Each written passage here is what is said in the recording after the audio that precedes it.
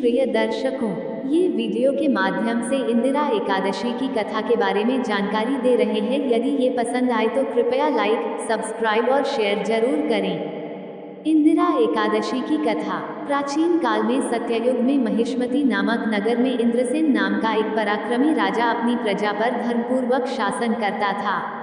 राजा पुत्र, पौत्र, धन आदि से संपन्न था और भगवान विष्णु का बहुत बड़ा भक्त था। एक दिन जब राजा अपने दरबार में सुखपूर्वक बैठा था, तभी आकाश मार्ग से महर्षि नारद उतरकर उसके दरबार में आए। जैसे ही राजा ने उन्हें देखा, वे हाथ जोड़कर खड़े हो गए और विधिपूर्वक आसन और अर्घ्य दिया।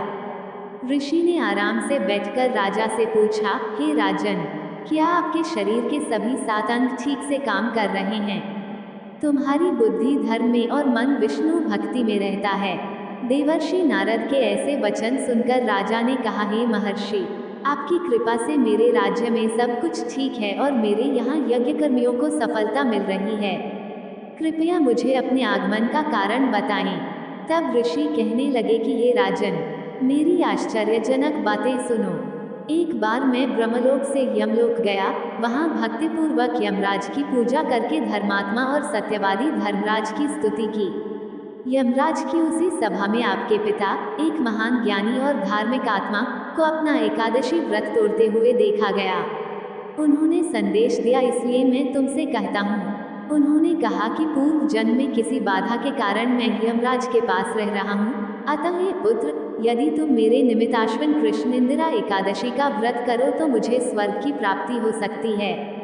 अपने पिता के यमलोक में होने का समाचार सुनकर इंद्रसेन को बहुत दुख हुआ और उसने नारद से कहा, हे नारद जी, यह अत्यंत दुखद समाचार है कि मेरे पिता यमलोक में पड़े हैं। मैं उनकी मुक्ति का कोई उपाय अवश्य ढूंढूंगा। कृपया मुझे इंदिरा एकादशी व्रत का विधान बताएं। इंदिरा एकादशी व्रत विधि। नारद जी कहने लगे, आश्विन मास के कृष्ण पक्ष की दशमी के दिन सुबह भक्तिपूर्वक स्नान करके दोपहर के समय नदी पर जाकर पुनः स्नान करना। फिर श्रद्धापूर्वक पितरों का श्राद्ध करें और एक समय भोजन करें। एकादशी के दिन प्रातः काल दातुन आदि करने के बाद स्नान करें। फिर व्रत के नियमों का श्रद्धापूर्वक पालन करते हुए संकल्प लें कि आज मैं सभी सुखों का त्याग करके एकादशी का व्रत करूंगा। हे अच्युत, हे पुंडरीकाश, मैं आपकी शरण में हूँ, आप मेरी रक्षा करें। इस प्रकार नियमित रूप से शालिग्राम की मूर्ति के सामने श्राद्ध करके योग्य ब्राह्मणों को फल खिलाएं और दक्षिणा दें। पितरों के श्राद्ध से जो कुछ बच जाए उसे सूंघकर गाय को दे दें और धूप, दीप, गंध, पुष्प, नैवेद्य आदि सभी सामग्रियों से भगवान ऋषिकेश का पूजन करें। रात्रि के समय भगवान के निकट सचेत रहें। इसके बाद द्वादशी के दिन सुबह भगवान की पूजा करें और ब्राह्मणों को भोजन कराएं। तुम्हें भी अपने भाइयों, पत्नी तथा पुत्र सहित मौन रहकर भोजन करना चाहिए।